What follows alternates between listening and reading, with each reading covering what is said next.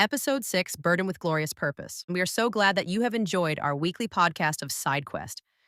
We hope that you continue to listen and enjoy the exciting world of the Land of Sojourn. Get ready, the action is about to start. We firmly believe that music enhances the listening experience. Unfortunately, we are unable to include music directly on YouTube. Therefore, we recommend that you listen to Smells Like Teen Spirit by Malia J on your favorite streaming service before each episode. For immediate release, World Health Organization calls for global border closures amidst Borat fever. Outbreak. Geneva, August 1998. Dr. Gro Harlem Brundtland, Director General of the World Health Organization, WHO, has issued an urgent call for the immediate closure of all international borders in response to the escalating outbreak of Borat fever. This unprecedented measure is deemed necessary to contain the spread of the highly contagious and deadly virus, which has shown a disturbingly high mortality rate and severe complications among survivors. Borat fever, characterized by its rapid transmission and severe symptoms, has overwhelmed healthcare systems in affected regions, leading to a global health crisis. The current situation demands decisive and coordinated international action, Dr. Brundtland stated. Closing borders temporarily is a crucial step in preventing further spread and allowing us to focus resources on containment and treatment efforts. We urge all nations to prioritize public health and safety by implementing these measures immediately. The WHO is working closely with national health authorities and international partners to monitor the situation and provide support where needed. Dr. Brundtland emphasized the importance of global solidarity and cooperation in overcoming this crisis. We understand the challenges and disruptions this may cause, but the health and well-being of the global population must take precedence. Together, we can overcome this outbreak and restore normalcy, she concluded. For further information, please contact the WHO Media Relations team at Contact Information. Near Episode 6, Burden with Glorious Purpose. Ethan awoke to the soft chirping of birds outside his window, the morning light filtering through the curtains of his flat in England. The gentle hum of life beginning to stir around him was comforting, a reminder of the peaceful environment he now found himself in. He was on vacation at his girlfriend Layla El Khouri's place, a beautiful blonde-haired Lebanese woman whose warmth and kindness matched her stunning appearance. They had met while he was serving overseas, and their bond had only deepened since his injury. Layla worked as an aide for the English Prime Minister, a role she handled with grace and dedication. As Ethan stretched and got out of bed, he decided to surprise Layla with breakfast. Despite the challenges he faced, including a grenade attack that led to the amputation of his right leg below the knee, Ethan had learned to adapt and find joy in the simple things. His time in the 75th Ranger Regiment had taught him the importance of punctuality, loyalty, and the power of keeping commitments. Moving carefully but confidently, Ethan made his way to the kitchen. He enjoyed the routine of making breakfast, the sizzle of eggs in the pan, the aroma of freshly brewed coffee filling the air. As he worked, he thought about how their relationship had grown stronger over the years, both in real life and in the virtual realm of Sojourn, affectionately known as SO. Soon the table was set with a simple yet inviting breakfast spread. Just as he finished, Layla appeared, her eyes lighting up at the sight. "Good morning," she said, her voice soft and cheerful. "Good morning," Ethan replied with a smile, gesturing to the table. "I thought I'd make us breakfast." Layla beamed, her appreciation evident. "You're spoiling me," she teased, taking a seat. They shared a leisurely breakfast, enjoying each other's company and the tranquil morning. It was moments like these that Ethan cherished, where the world seemed to pause, allowing them to simply be together. As they lingered over breakfast, Ethan reflected on how fortunate he was to have built a life that allowed him such freedom and connection. His salary, earned from years of dedicated service and subsequent work, afforded him a modest yet comfortable home in Colorado. Nestled amidst the stunning Rocky Mountains, it was a place where he could find peace and solitude, a sanctuary that balanced his adventurous spirit with a need for tranquility.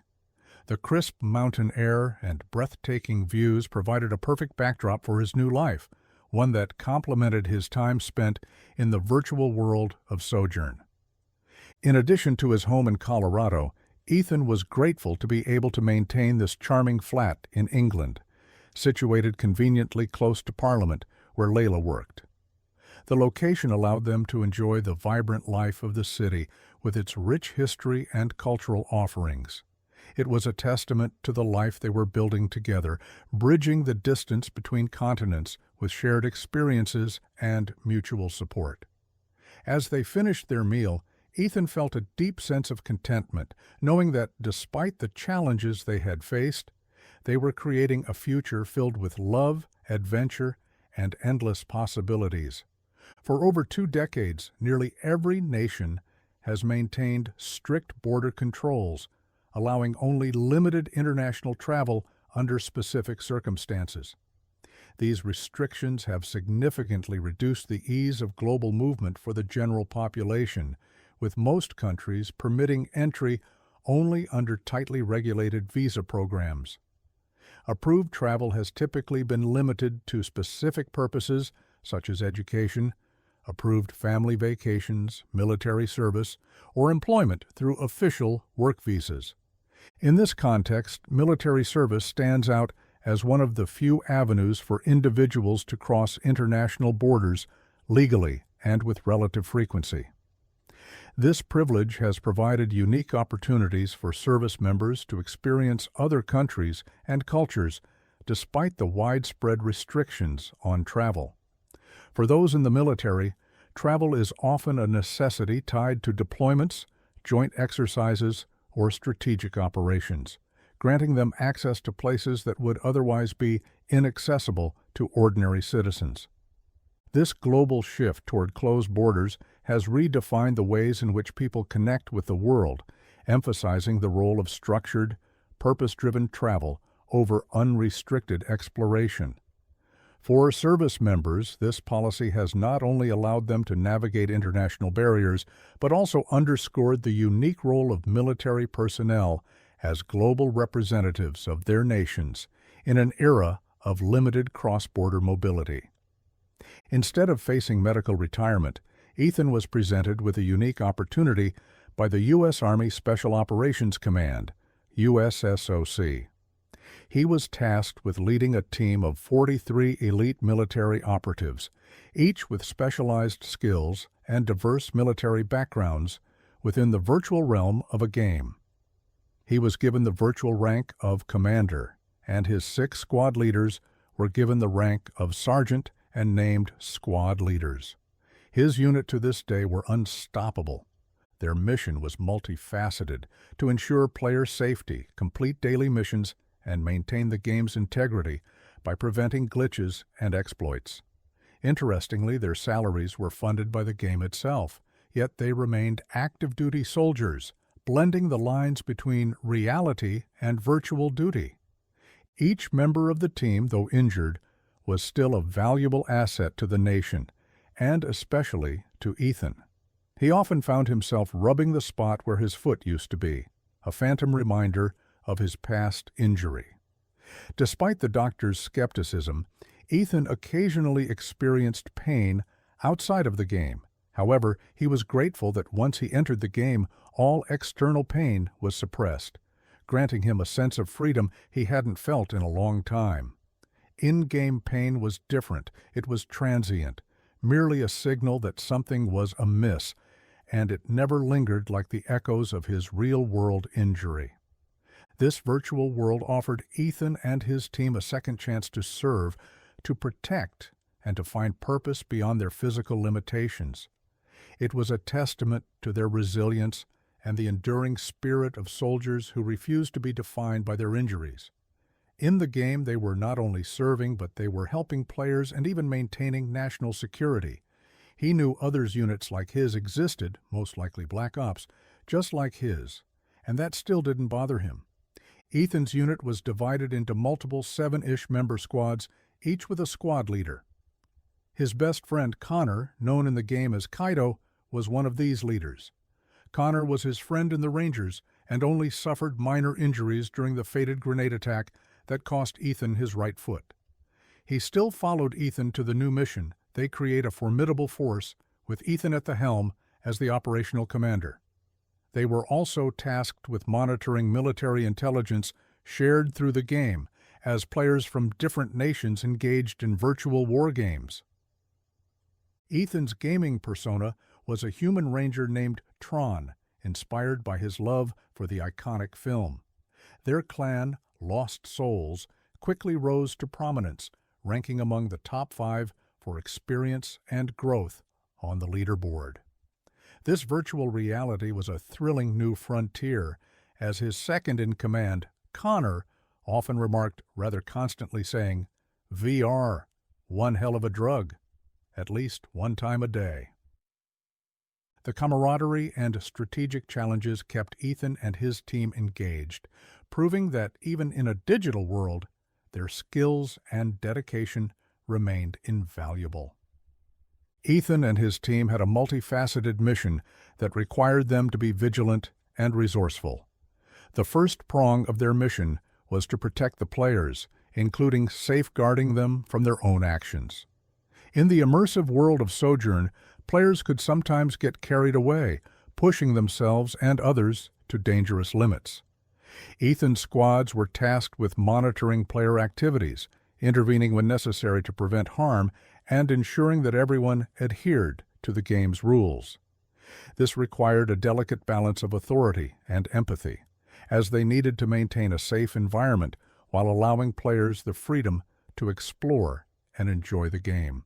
Even though the game had its own system called Framework, which would be called in to help protect players if things got too spotty, Ethan often heard horror stories and lived them when he needed to intervene.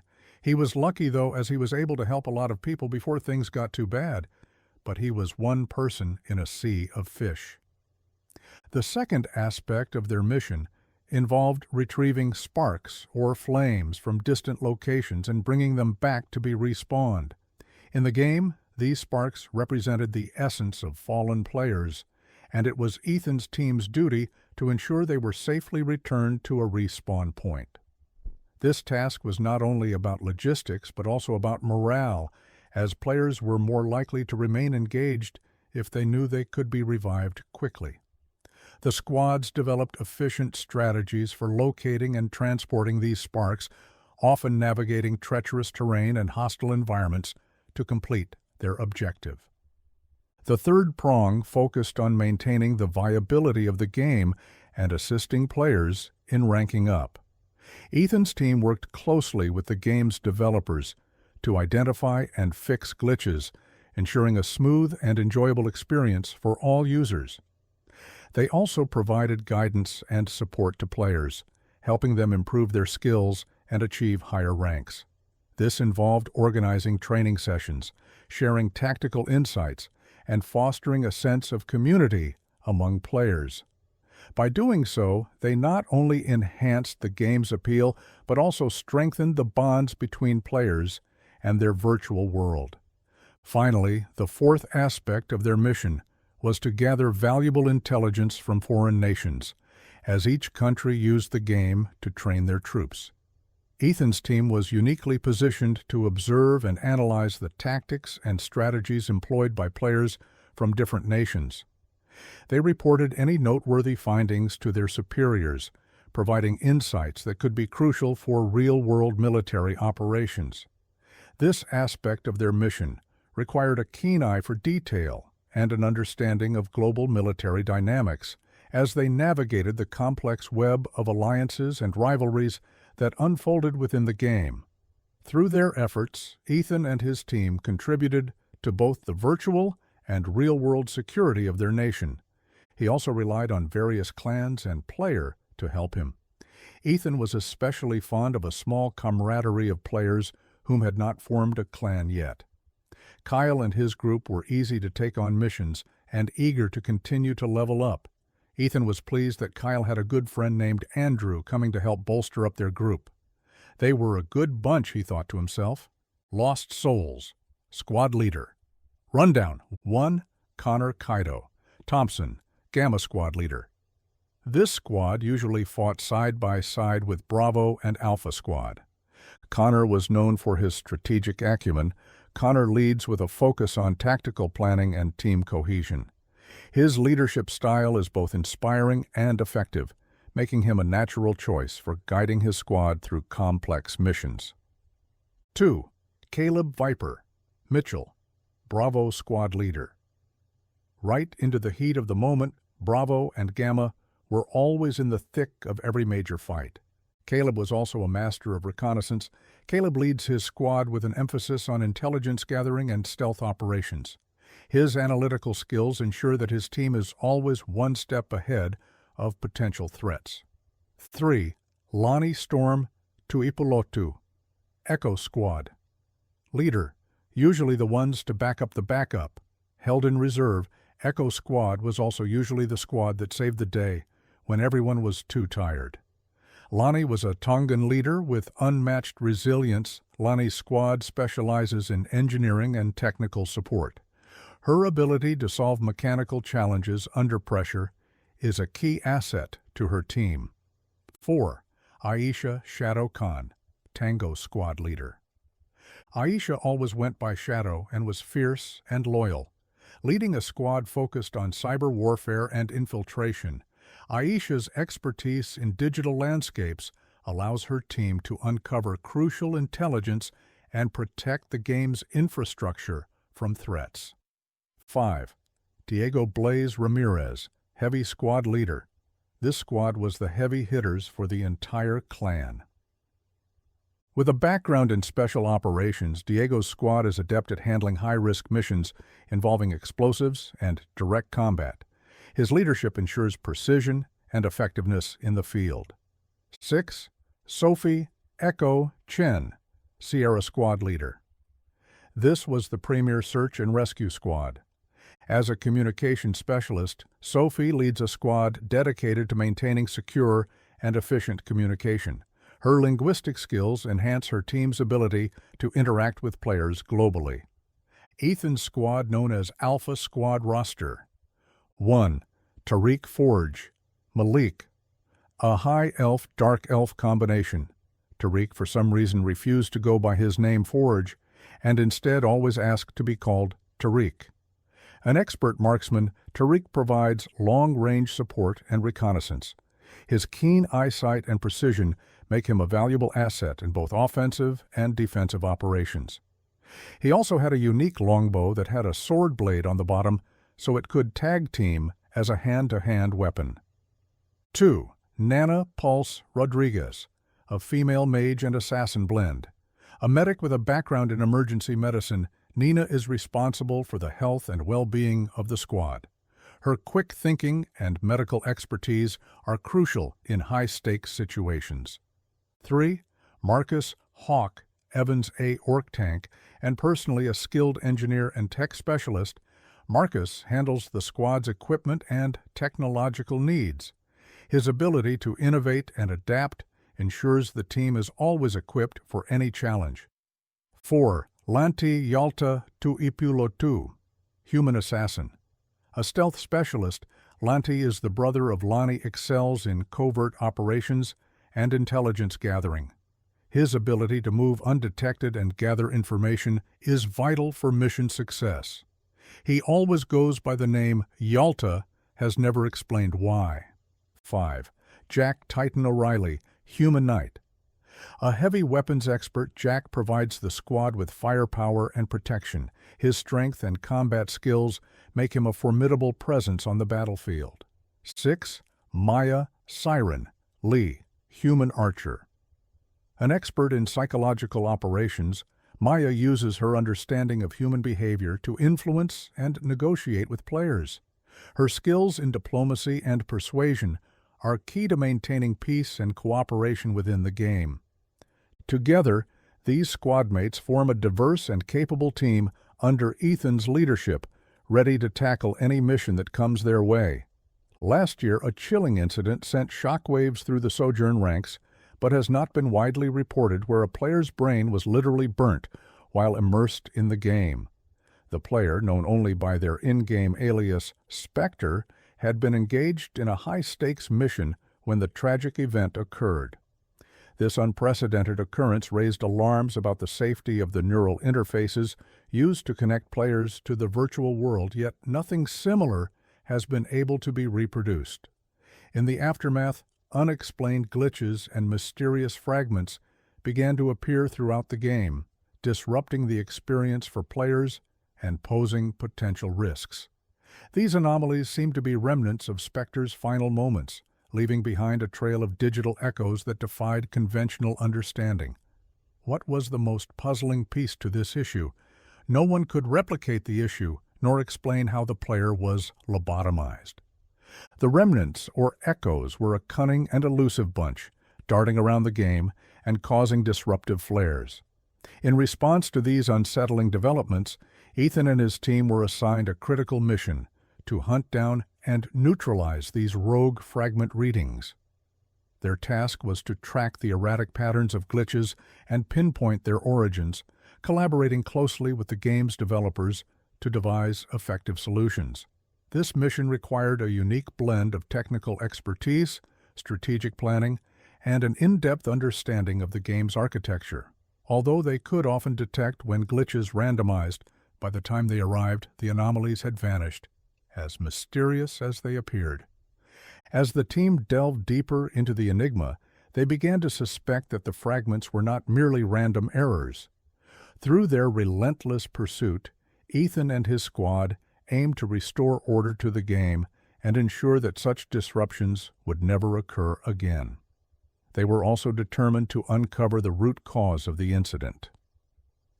Over the past month, the remnants had begun to congregate around a previously uncharted location, which, upon discovery, registered as the Cathedral of Chaos. This mysterious site was carved directly into the most eastern mountain range, reminiscent of the fortress of the Hornburg at Helm's Deep from The Lord of the Rings, The Two Towers, though the Cathedral of Chaos featured far more glass. The structure was vast, sprawling across the landscape with an expansive outer courtyard guarded by a formidable fortress wall. This led to a large open area with a throne situated outside a grand, ornate glass entrance. The Cathedral of Chaos remained unexplored, shrouded in mystery and waiting to reveal its secrets. The Cathedral of Chaos was an awe-inspiring marvel, a testament to both architectural brilliance and enigmatic allure. Carved directly into the rugged face of the eastern mountain range, its presence was both commanding and mysterious. The exterior of the cathedral was a breathtaking fusion of stone and glass, with towering spires that seemed to pierce the very heavens. These spires were adorned with intricate carvings depicting scenes of both chaos and harmony, as if to tell a story of balance within disorder. The glasswork was nothing short of extraordinary. Massive stained glass windows adorned the cathedral, each pane a kaleidoscope of colors that danced in the sunlight, casting vibrant patterns across the stone courtyard below. These windows depicted mythical creatures and ancient legends, their stories intertwined with the very fabric of the cathedral's history. At sunset, the entire structure would glow with an ethereal light, transforming it into a beacon of otherworldly beauty. The outer courtyard was expansive, a vast open space surrounded by a formidable fortress wall. This courtyard was dotted with ancient statues, each one meticulously crafted to represent guardians of the cathedral, their watchful eyes seemingly following visitors as they traversed the grounds.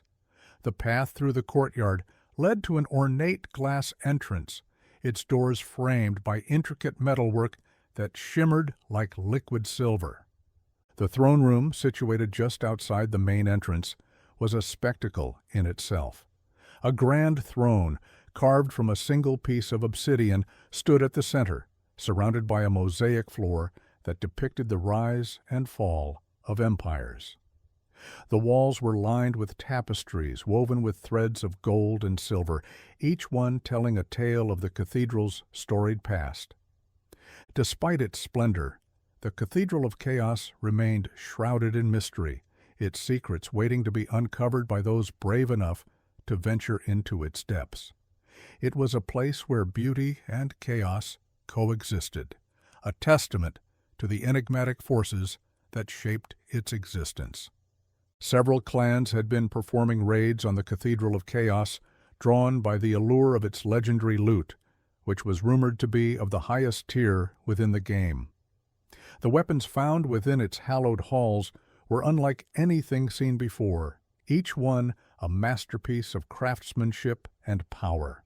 Swords forged from celestial steel shimmered with an inner light, their blades etched with runes that pulsed with arcane energy. These swords were said to be capable of cleaving through the toughest armor with ease, their strikes imbued with elemental fury. Bows crafted from the heartwood of ancient enchanted trees offered unparalleled precision and range. Their arrows, tipped with shards of crystallized magic, could pierce through any defense, leaving trails of shimmering light in their wake. Shields, too, were found, each one a bulwark of impenetrable force, adorned with sigils that could absorb and reflect incoming attacks, turning the tide of battle in an instant. Among the treasures were also mystical staffs and wands, conduits of immense magical power. These artifacts allowed their wielders to channel devastating spells, summoning storms of fire and ice, or bending the very fabric of reality to their will. The allure of such formidable weapons drew adventurers from all corners of the game, each one eager to claim the cathedral's treasures for themselves. It was also surrounded by the highest-level monsters within the game.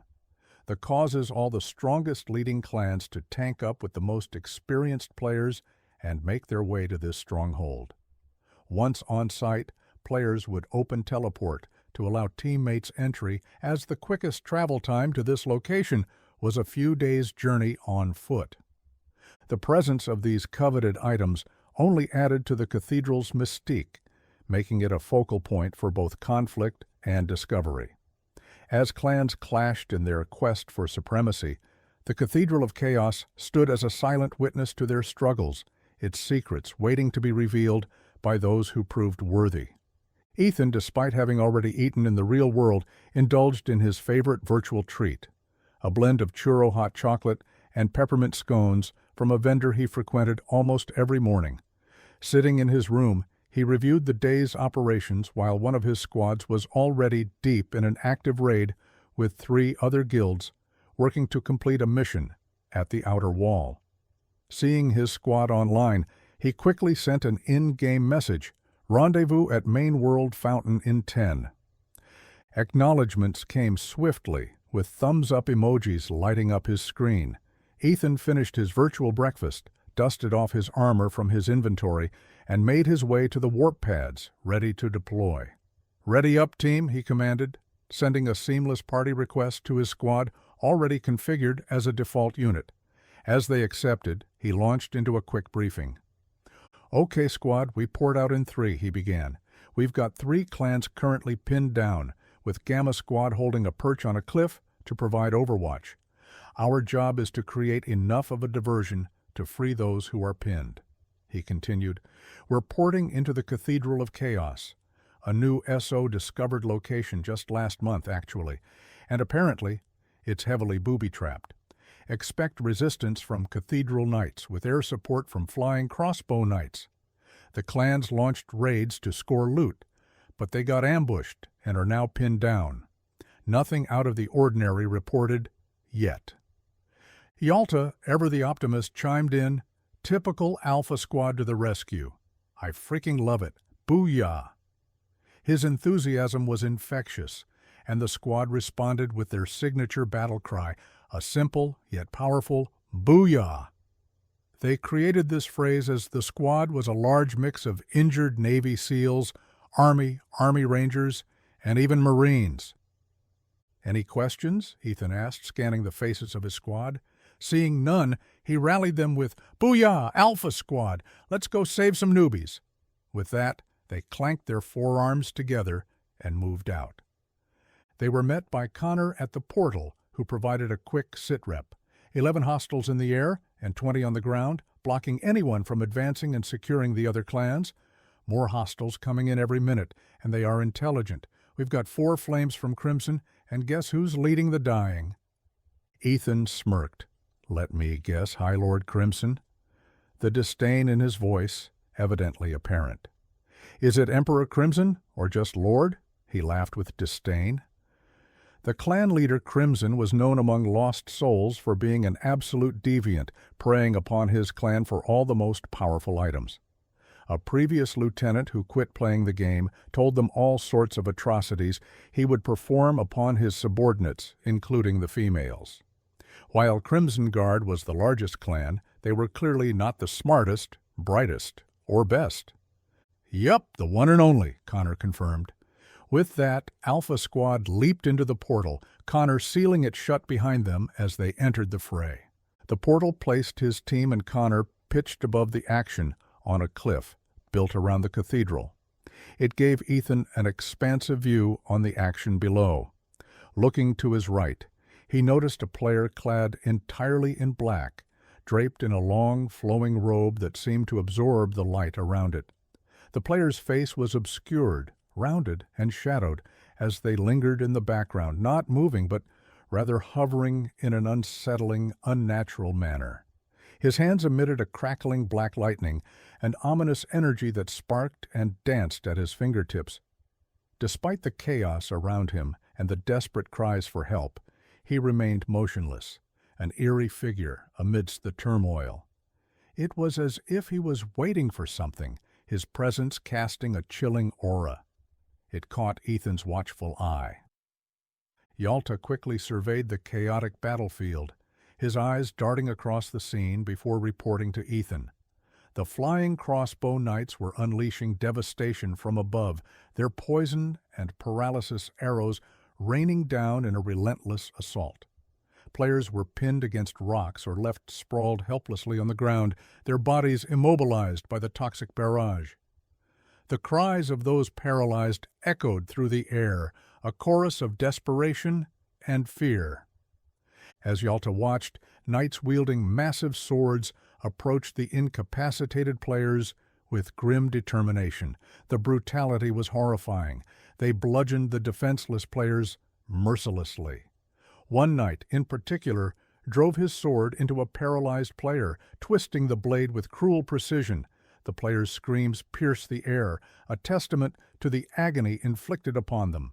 Moments later, the player vanished in a blinding explosion of light, leaving behind a haunting purple flame that flickered ominously.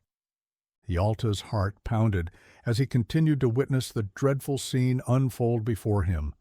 The players struck by paralysis lay strewn across the battlefield, their bodies rigid and unresponsive.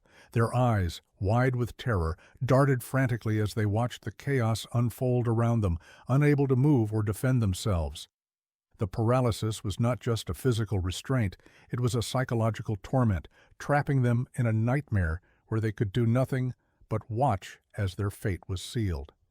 The horror of the situation was compounded by the merciless actions of the knights with their massive swords. The paralyzed players, unable to flee or fight back, were at the mercy of their attackers. The knights moved with a chilling calmness, their faces devoid of emotion as they delivered fatal blows. Each strike was a brutal reminder of the players' helplessness, their screams a haunting symphony of pain and despair. As the knights twisted their blades, the agony was palpable, a visceral reminder of the grim reality they faced. The battlefield was a scene of despair, where hope seemed to flicker and fade with each passing moment, leaving behind only the eerie glow of purple flames as players vanished into the void. Ethan quickly assessed the dire situation, his mind racing to formulate a plan.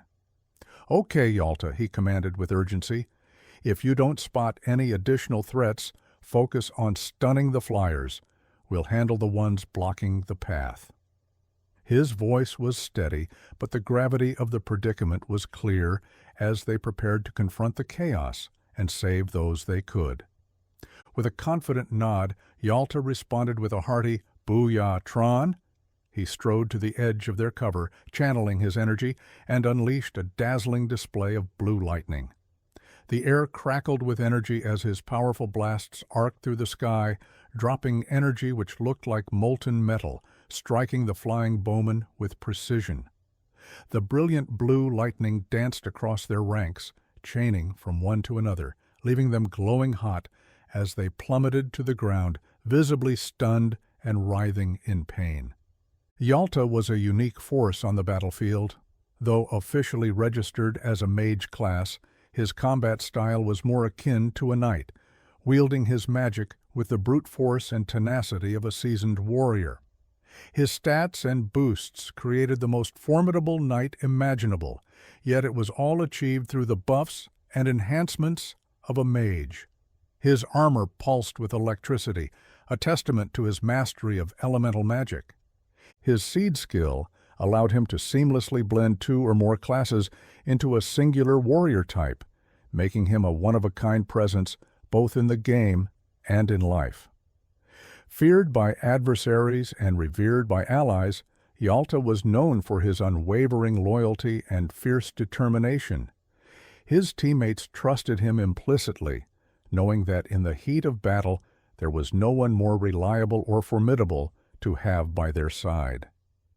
"Tariq," Ethan called out with urgency in his voice, "feed Yalta all the mana you can so he can keep downing their air support." The battlefield was a chaotic symphony of clashing steel and magic, and Ethan knew that maintaining control of the skies was crucial. "If they keep hitting like they are, they will make short work of us all," he added, his tone underscoring the gravity of their situation. He had something else to do, but first, he needed to ensure that their aerial defenses were solid. Tariq, with his keen eye and steady hand, was already making a significant impact. He was hitting the crossbow knights with his own explosive arrows, each shot a calculated strike that sent the enemy plummeting from the sky. The explosions were both a spectacle and a strategic advantage, creating fiery bursts that disrupted their formations and sowed chaos among their ranks. Tariq's precision was unmatched, and his efforts were buying the team precious time. Ethan turned his attention to the rest of his squad, adrenaline coursing through his veins. "Ready to bust some skulls?" he shouted, rallying them with a fierce determination. His words were met with a chorus of affirmations, each member steeling themselves for the battle ahead. They were a formidable team, each with their own strengths, and together they were a force to be reckoned with. As they prepared to charge into the fray, Ethan felt a surge of camaraderie and resolve, knowing that they would face whatever came next together. Ethan, Jack, Nana, Marcus, and Maya leaped with calculated precision off the side of the cliff structure, their eyes locked on the enemy players below. Each of them had equipped the gravity attack boost on their boot armors, a strategic enhancement that allowed them to negate all fall damage if they landed on an enemy, transferring that damage to their foes instead. As they descended, the air whistled through their armor, and 5 unfortunate towering knights glanced upward just in time to see the boots of their doom. Upon impact, the knights erupted in a dazzling display of pixelated light, their virtual forms disintegrating into the digital ether.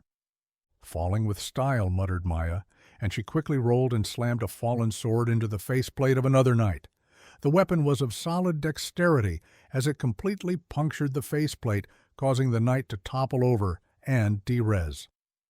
Ethan and the rest of the team fanned out swiftly, distributing splash potions to dispel paralysis and prevent the knights from executing more fallen players. The knights, momentarily stunned with the additional players, were back on the attack. Alpha Squad positioned into 2x2, trying to clear a path to the other clans while not exposing their backsides. Nana was behind with a barrier deflecting arrows and allowing the team to move forward while she was sending splash position of healing onto fallen players. The squad moved with coordinated efficiency, attacking in pairs. Jack and Maya unleashed their own paralysis arrows, immobilizing foes, while Ethan and Marcus executed their special moves with lethal precision. They operated in a seamless rhythm of elimination and healing, cutting down adversaries and reviving allies in a straight line, all while Yalta and Tariq provided aerial support from above. Yalta continued to unleash his powerful spells, stunning the flying bowmen who had once executed strategic takedowns with precision.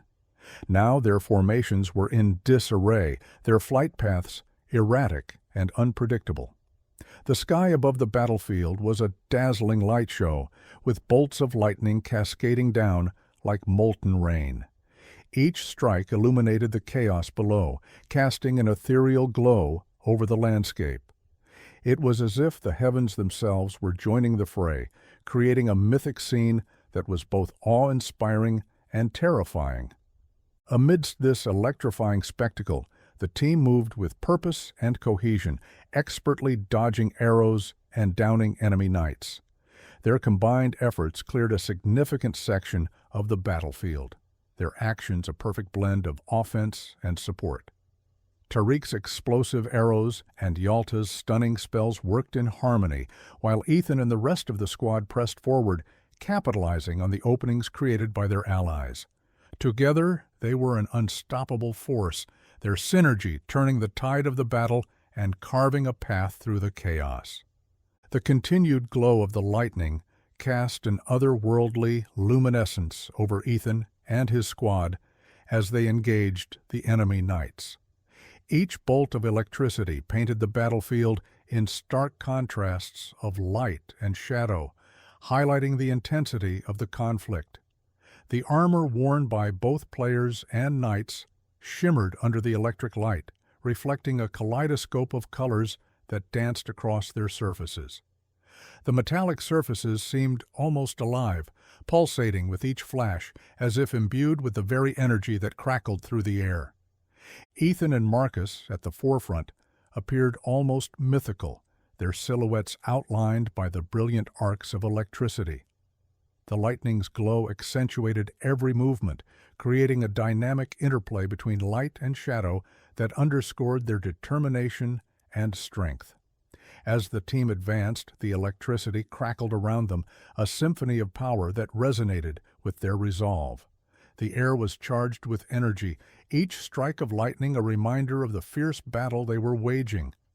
Amidst this dazzling display, Ethan and his squad continued to destroy the knights with precision and ferocity. Their actions mirrored in the radiant glow that enveloped them. Marcus, with his eyes locked on the recovering crossbow knights, swiftly pulled a dynamic crossbow out of his inventory and loaded his crossbow with explosive bolts. Each bolt was a promise of devastation, designed to ensure that the enemy would not rise again. With practiced precision, he took aim and fired, each shot finding its mark with deadly accuracy. The explosive bolts detonated upon impact, engulfing the crossbow knights in fiery bursts that lit up the battlefield. The concussive blasts echoed across the field, a testament to Marcus's lethal efficiency. As Marcus reloaded with remarkable speed, Ethan remained steadfast by his side, his focus unwavering. He deftly deflected the incoming arrows with his sword, each movement a calculated defense that protected them both. The arrows, though numerous, were no match for Ethan's skill, and they fell harmlessly to the ground, thwarted by his expert parries. Together they formed an unbreakable duo, Marcus's relentless offense complemented by Ethan's impenetrable defense. The synergy between them was palpable, a seamless dance of destruction and protection. With each explosive shot, Marcus ensured the crossbow knights would not return to the skies, while Ethan's vigilance kept them safe from harm.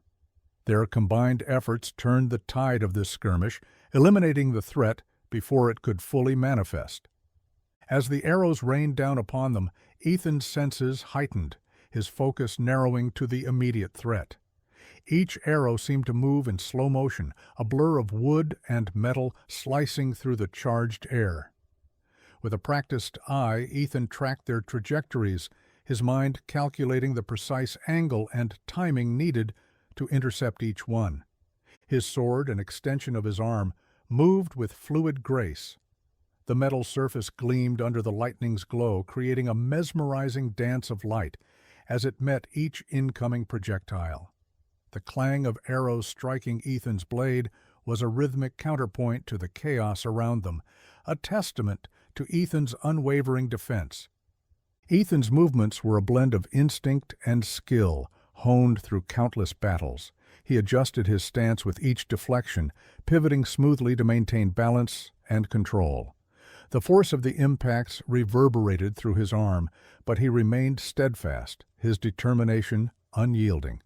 Occasionally, an arrow would slip through the barrage, but Ethan's quick reflexes allowed him to sidestep or parry with his sword, ensuring that neither he nor Marcus was harmed. His focus was absolute, his mind a calm center amidst the storm of battle. With each successful deflection, Ethan bought Marcus the precious seconds needed to reload and unleash another devastating volley of explosive bolts, their teamwork an unbreakable bulwark against the enemy's assault.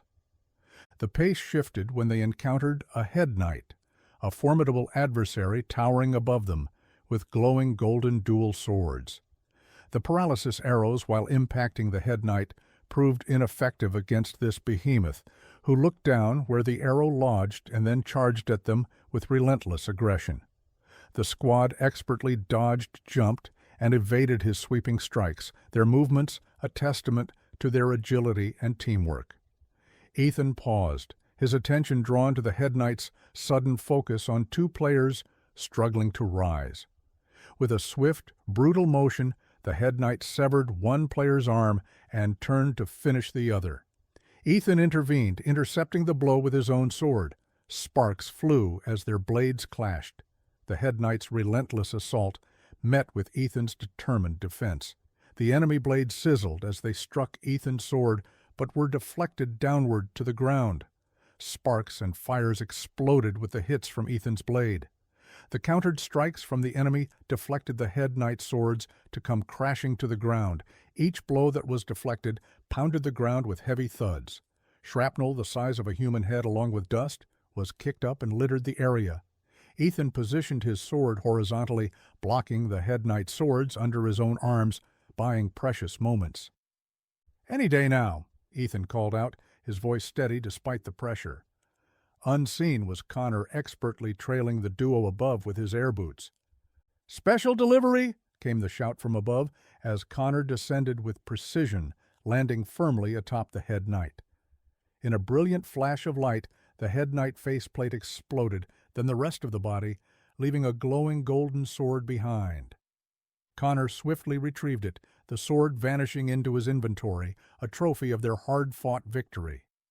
Two knights, known as the Shield Knights, swiftly advanced to defend their fallen leader, the head knight.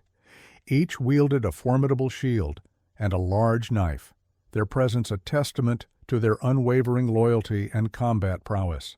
However, they were about to face the unrelenting force that was Konnor. With a fierce battle cry, Konnor charged at the first Shield Knight, colliding with him like a human battering ram. In a swift, decisive motion, he hacked off the knight's right arm, the severed limb spinning through the air. Before the knight could even register the loss, Konnor snatched the dismembered arm and used it as an improvised weapon, delivering a stunning blow to the knight's face. The knight staggered, and Konnor seized the opportunity to trip him, sending him crashing to the ground. Konnor, while smirking, latched onto the knight's helmet mid-fall and slammed his head into the ground with bone-crushing force. The impact was so intense that the knight's armor splintered and shattered, pieces scattering like shards of glass. Not wasting a moment, Konnor grabbed the fallen knight's shield, wielding it with deadly intent. He brought the sharp edge down on the prone knight, who promptly exploded into a burst of light, vanishing from the game. Fueled by adrenaline, Konnor hurled the shield with incredible force at the remaining Shield Knight. The shield cleaved through the air, slicing the knight cleanly in two, disappearing in a brilliant flash. Konnor stood amidst the fading light, a testament to his formidable skill and tenacity. The battlefield was momentarily silent, a brief pause before the next wave of challenges. With the head knight vanquished, the team regrouped, their spirits lifted by the successful takedown. They took a moment to catch their breath, their camaraderie evident in the shared nods and smiles. Many players who were paralyzed or previously were poisoned were now getting up again due to Lost Soul's intervention. In the midst of the chaotic battlefield, 4 enemy knights remained, their imposing figures encircling 2 of Ethan's fellow players, poised to deliver lethal blows. The tension was palpable, a moment suspended in time as the knights raised their weapons, ready to strike. But before they could act, Nana, with her keen perception and quick thinking, intervened. Her eyes narrowed in concentration as she summoned her alteration magic, channeling the power of telekinesis. With a graceful yet commanding gesture, she pulled the knights from their positions, wrenching them away from their intended targets. The knights, caught off guard, were yanked through the air, their armor clanking in protest. Nana's magic was formidable, and with a determined flick of her wrist, she slammed the knights together. The impact was forceful, the collision resonating with a satisfying crunch as their armor buckled and cracked under the pressure. Harnessing her might, Nana intensified her spell, compressing the knights into a single, twisted mass of metal and limbs. The sound of their armor fracturing and breaking was oddly satisfying, a testament to her power and precision. In an instant, the knights pixelated out of existence, their threat neutralized. With the immediate danger eliminated, Nana turned her attention to her allies. She deftly tossed a slash potion over her shoulder, the vial arcing gracefully through the air before shattering upon impact. The healing mist enveloped 2 nearby players, soothing their wounds and restoring their vitality. Despite the relief of being healed, the players continued to scream, the adrenaline of the encounter still coursing through their veins. Nana's actions had not only helped her teammates, but also demonstrated her mastery of magic and her unwavering resolve in the heat of battle. Damn, thought Ethan. The scene was a sea of fallen players, littered throughout the floor. This is utter chaos, he muttered under his breath. The battlefield was theirs for now, a testament to their strategic prowess and unwavering teamwork. As they prepared to move forward, the glowing sword in Konnor's inventory served as a reminder of their triumph and the challenges yet to come. "Holy hell, you lost souls are a sight for sore eyes," exclaimed a revived player, his relief palpable. He was helping another player heal who had lost his arm when that player explained, "You guys are amazing." "I thought we were all dead," added another, shaking his head in disbelief. A 4th player, looking visibly shaken, muttered, "I was about to be killed," his voice quivering. Noticing his own emotional state, he quickly wiped away virtual tears, insisting, "What? I'm not crying." Ethan scanned the battlefield and spotted Crimson and a few members of his clan struggling to fend off relentless attacks.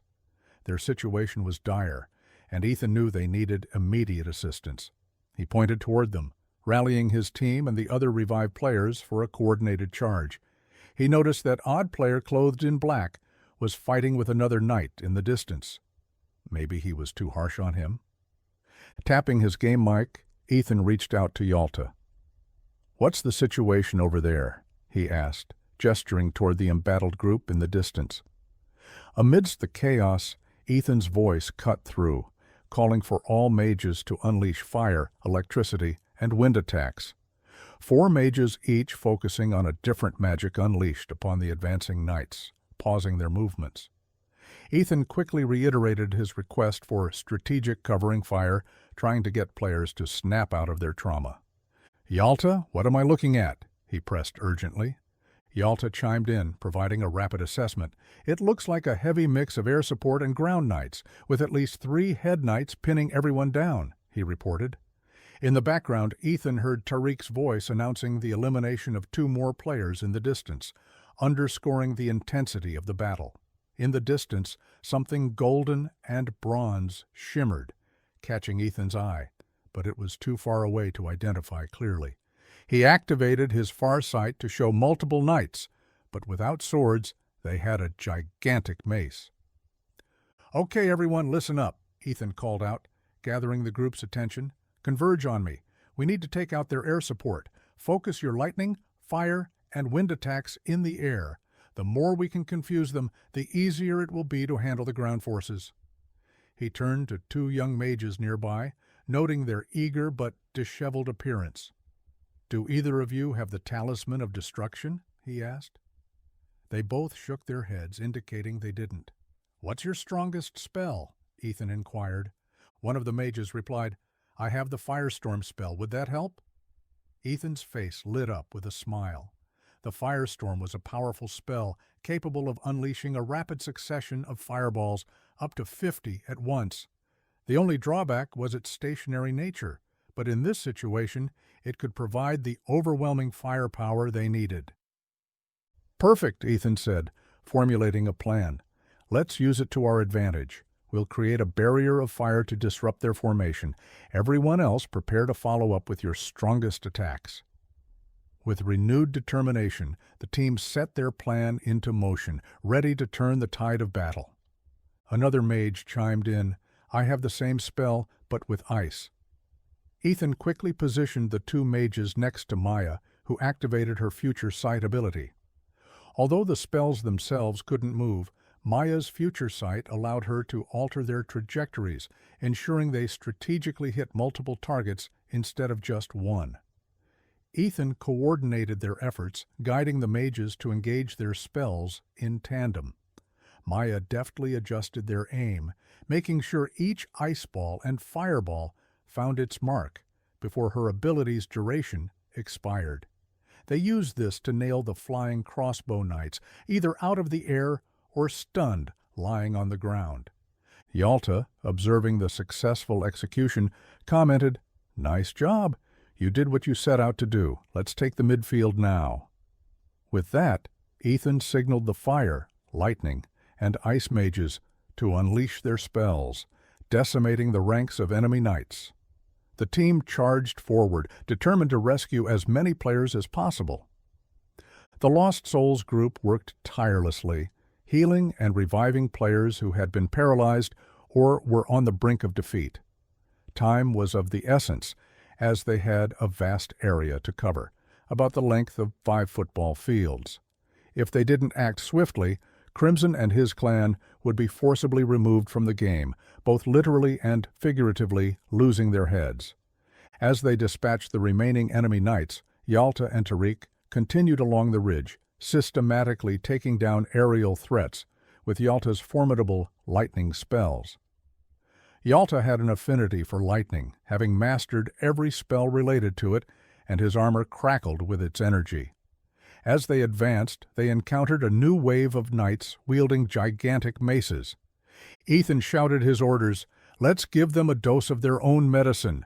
Paralyze and take down, paralyze and take down." He gestured with his fingers, signaling the players to pair up. Instinctively, they formed teams of 2, with Ethan leading the charge. "We always need healers," he reminded them, surveying the battlefield where many still lay, crying out for assistance. Ethan reflected on the situation, realizing that the poorly planned raid was likely due to a combination of ignorance and a cascade of players joining without understanding the true threat. It had been a while since he had seen such a chaotic display, but it was clear that this location had been a well-kept secret, with more intent and a lot of intelligence behind the enemy's strategy. Despite the chaos, the healers were making their rounds, reviving players and getting them back into the fight.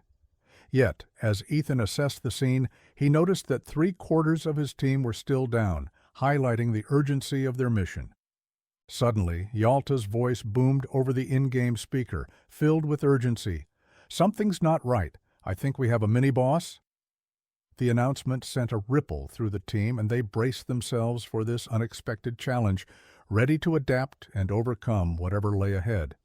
Yalta swiftly conjured a chain lightning fence, creating a crackling barrier to hold back the knights brandishing their maces, poised to attack. The knights gathered just beyond the fence, their armor sparking with electricity as they anxiously awaited an opportunity to strike. Some were so close to the electric fence, their metal shined with a bluish silver. From a distance, Tariq's voice cut through the tension. "Another player down! If we don't reach them soon, there won't be anyone left to save." As the clans rallied behind Ethan, he spotted a familiar face. "Mateo, what the hell happened?" he called out. Mateo, looking battered with arrows lodged in his shoulder, side, and even one humorously placed in his posterior, replied, "I don't know. I was called in urgently. I didn't last 2 seconds after teleporting here before I was taken down. It's like all the idiots were in charge of this. They should have positioned us better. Whether it was surprise or complacency, this is one of the toughest battles we've faced in a long time." As 2 arrows whizzed past Mateo's head, Ethan stood resolute, slicing a 3rd arrow in half with his sword as it fell harmlessly to the ground. "Listen, Mateo," Ethan said, urgency in his voice. "How many of your clan are here?" Mateo replied, 45, but I believe I'm the only one revived so far." Ethan nodded. "All right, Mateo, here's what I need you to do.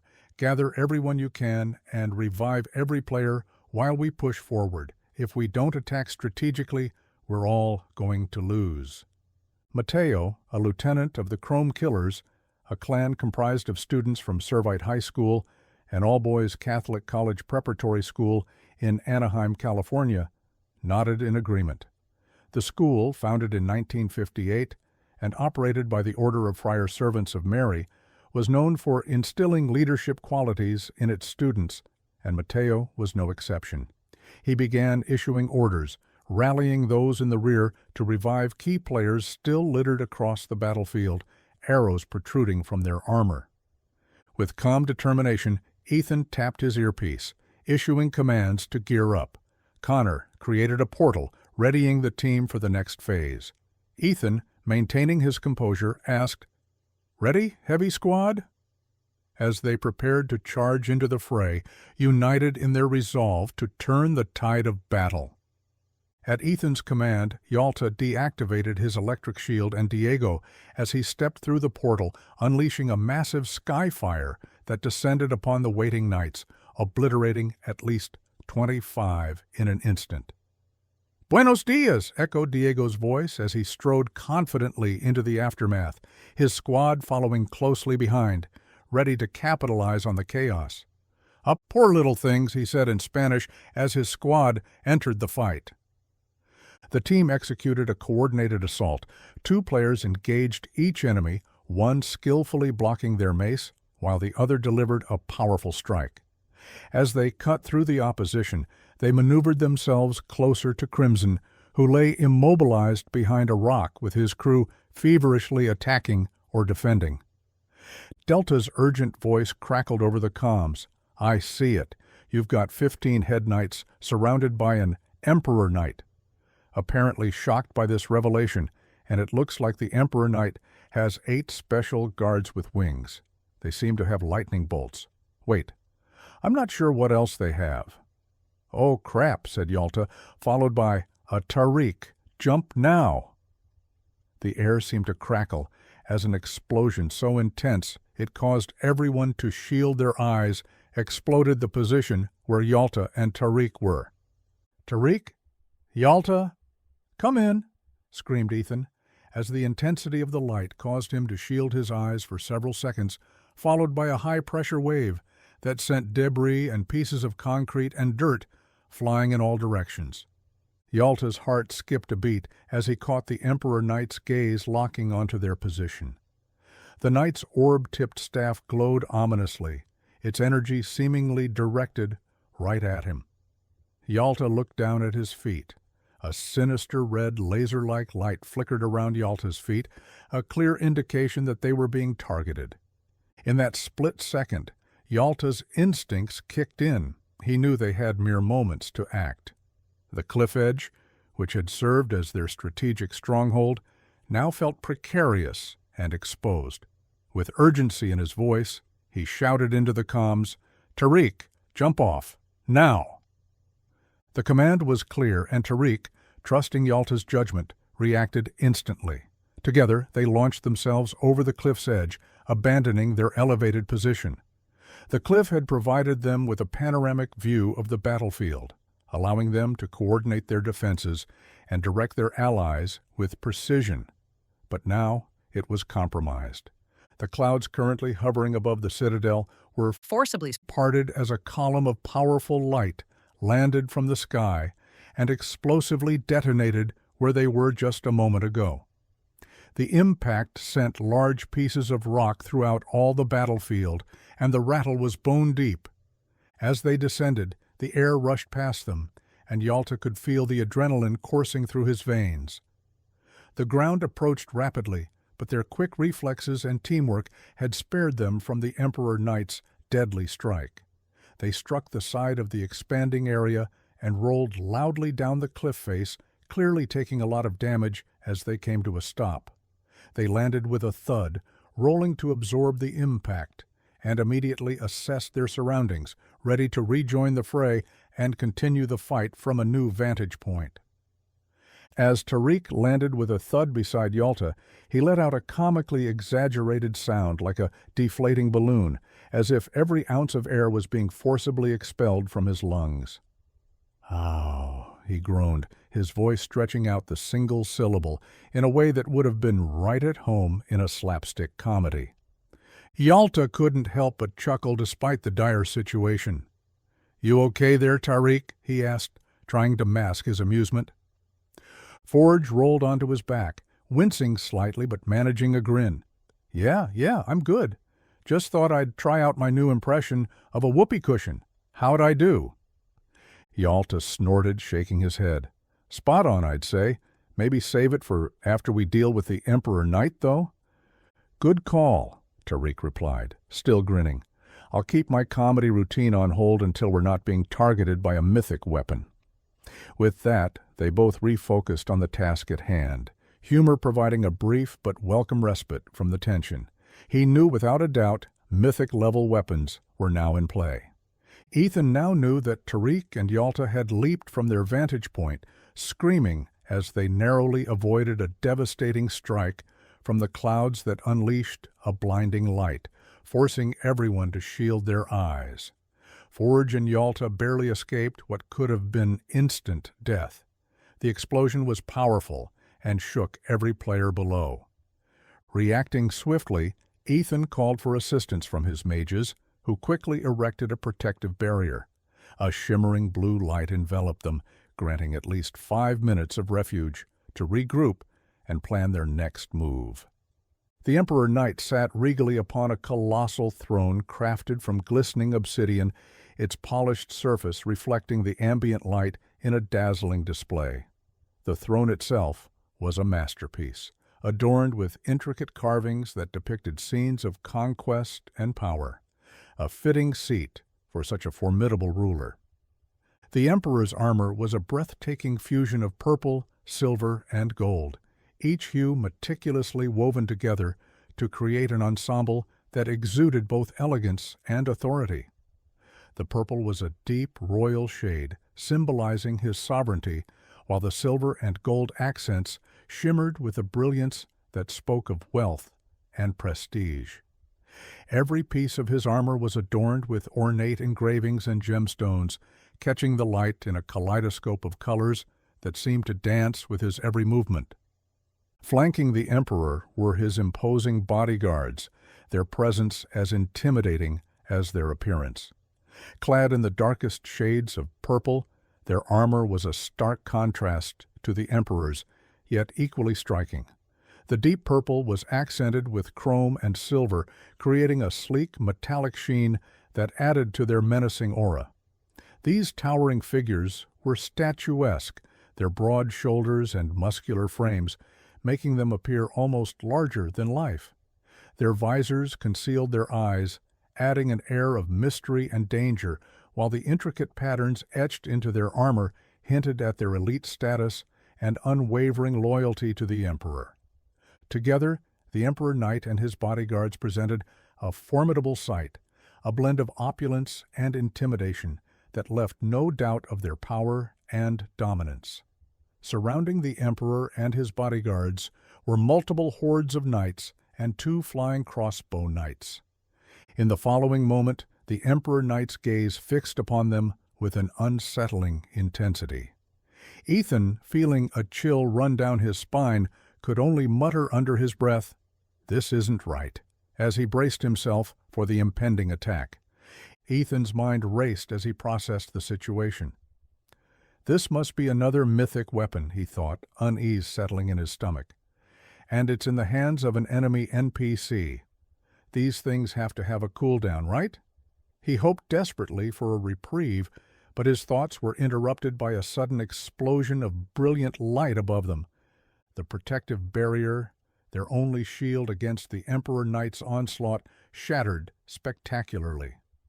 Blinding splinters of light rained down, striking random positions with terrifying force. The scene would have been catastrophic if not for the quick reflexes of the other mages, who immediately conjured new barriers to absorb the brunt of the attack. Despite their efforts, several splinters pierced through, striking random locations with deadly precision. Ethan watched in horror as 2 players were caught in the path of the beams, the light cutting through them with merciless efficiency. Their screams echoed in the chaos, a stark reminder of the peril they faced. The power of the attack shook the sky, and Ethan felt a sinking realization that things were spiraling out of control, deviating wildly from any conceivable plan they had prepared. Looking at the orb staff held in the Emperor's hand, its red color changed to blue, clearly the game sign of a cool down. Even then, Ethan didn't know what else lies with the dangerously new enemy. He thought he heard something odd, the sound of evil laughter from the Emperor Knight. Stay tuned for Episode 2, Part 2 of Burden with Glorious Purpose.